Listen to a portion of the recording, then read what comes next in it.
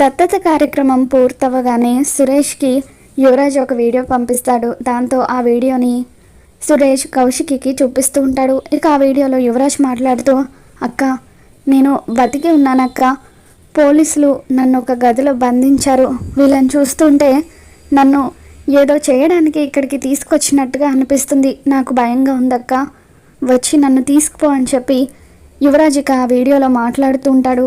కౌశికి ఆవేశంగా జేడీ వాళ్ళ ఆఫీస్కి వెళ్తుంది. ఇక అక్కడికి వెళ్ళిన తర్వాత ఎక్కడ మీ జేడీని పిలవండి అని చెప్పి అంటూ ఉంటే, మా ఆయన వీడియో పంపించగానే మేము ఇక్కడికి వస్తామని ముందే తెలిసి ఎక్కడికైనా పారిపోయిందా అని చెప్పి నిషిక అంటూ ఉంటుంది. నేను పారిపోయే టైప్ కాదు నిషిక, పరిగెత్తించే టైప్ అని చెప్పి జేడీ అక్కడికి వస్తూ ఉంటుంది. మర్యాదగా మా ఆయన్ని మాకు అప్పగించకపోతే నేను ఆత్మహత్య చేసుకుంటాను అని చెప్పి నిషిక బెదిరిస్తూ ఉంటుంది. మరి రాబోతున్న ఎపిసోడ్లో ఏం జరగబోతుందో మళ్ళీ మన ఛానల్లో తెలుసుకుందాం. వీడియో నచ్చినట్లయితే తప్పకుండా లైక్ చేయండి.